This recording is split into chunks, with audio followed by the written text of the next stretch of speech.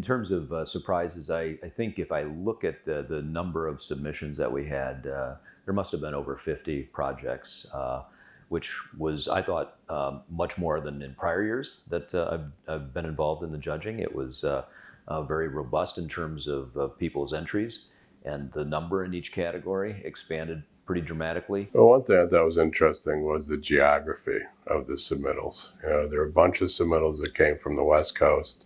There are a bunch of that come from the Northeast.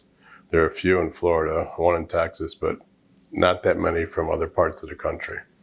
And I would have thought there would have been more diversification in location.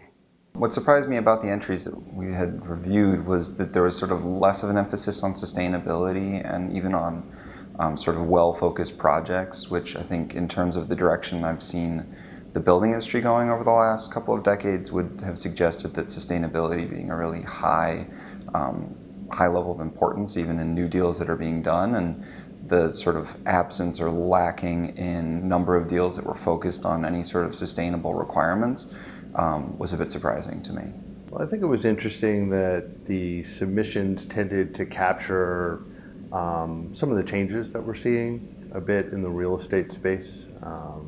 I think that real estate in general as an industry is seen as being a bit staid, a little bit old-fashioned. And we're seeing more younger people, interesting ideas and interesting concepts nowadays. I think it's about diversifying your portfolio. It's not about staying with a single product.